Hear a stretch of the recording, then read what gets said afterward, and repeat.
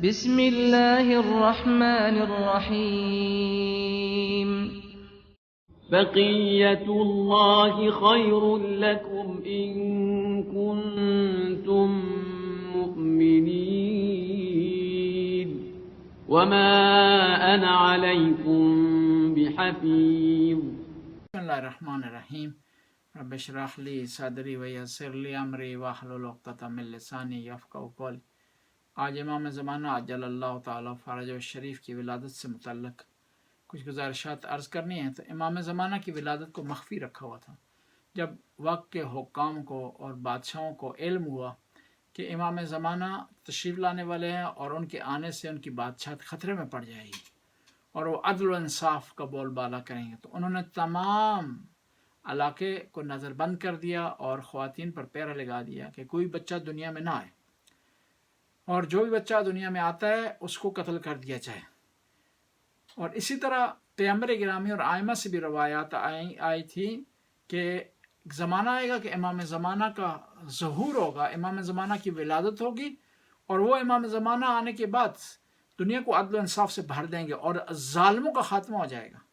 ان روایات کو مد رکھتے ہوئے معتم عباسی نے تمام جو اس علاقے کی داعیاں تھیں ان کو مختلف گھروں میں بھیجا، اور بھیجنے کے بعد ان سے کہا کہ گھروں کی جانچ پڑتال کریں، خواتین کو چیک کریں، جس خاتون میں کچھ ولادت کے آثار دکھائی دے رہے ہوں تو اس کو فوراً اریسٹ کیا جائے.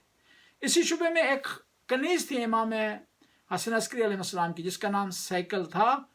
اس پر شبہ ہوا تو اس کو 2 سال تک انہوں نے نظر بند رکھا کہ کہیں ایسا نہ ہو کہ امام زمانہ کی ولادت اس کے ہاں ہو جائے اور وہ امام زمانہ باعث بنے کہ ان کی خلافت کا خاتمہ ہو جائے. امام سجاد علیہ السلام سے بھی روایات ہے کہ امام زمانہ کے وجود مقدس میں گزشتہ انبیاء کی سنت پائی جاتی ہے. ان میں سے حضرت ابراہیم کی سنت ہے کہ حضرت ابراہیم کی ولادت مخفی تھی. جب مختلف کاہنوں نے، جادوگروں نے، پیشن گوئی کرنے والے افراد نے، نجومیوں نے بتایا نمرود کو کہ یہاں ایک بچہ پیدا ہونے والا ہے جو شرک کا خاتمہ کرے گا اور تیری حکومت کا بھی خاتمہ کر دے گا، اور اس بنیاد پر اس نے پابندی لگا دی کہ کوئی بچہ دنیا میں نہ آئے، اگر کوئی بچہ دنیا میں آتا ہے تو اس کو قتل کیا جائے. اس بنیاد پر ہزاروں بچے قتل ہو گئے. اس ایام میں خواتین اپنے مخصوص ایام گزارنے کے لیے شہر سے باہر پہاڑوں میں جایا کرتی تھیں. حضرت ابراہیم کی والدہ کے ہاں ولادت کے آثار نمودار ہوئے جو دکھائی نہیں دے رہے تھے، جس کو عام آدمی جج نہیں کر سکتا تھا.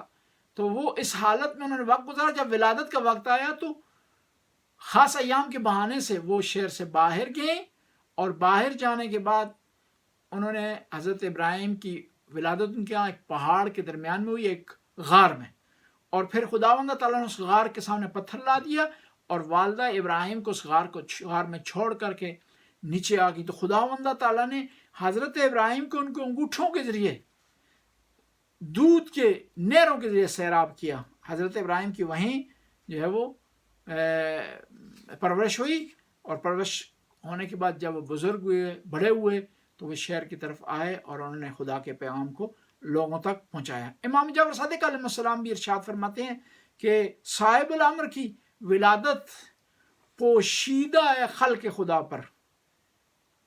اور اسی طرح تاریخ میں ہمیں ملتا ہے کہ حضرت موسیٰ علیہ السلام کی ولادت بھی مخفی تھی. حضرت موسیٰ علیہ السلام کی ولادت کے بارے میں جب نجومیوں نے فرعون کو بتایا کہ موسیٰ کی ولادت ہونے والی ہے اور اس ولادت کے ذریعے تیرے تخت و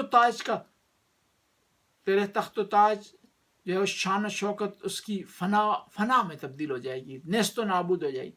تو انہوں نے بھی جو کیا فرعون نے بھی یہ کیا کہ تمام بچوں کی پیدائش پر پابندی لگا دی.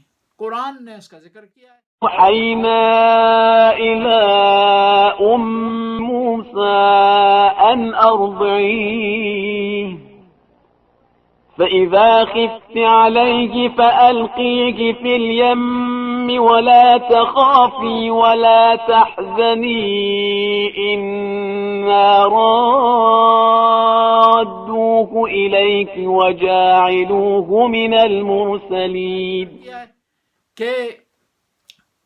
کہ ہم نے اوحینا الی ام موسیٰ، ہم نے موسیٰ کی ماں کی طرف وحی کی کہ تو اسے دریا میں ڈال دے اور گھبرا نہیں، پریشان نہ ہو.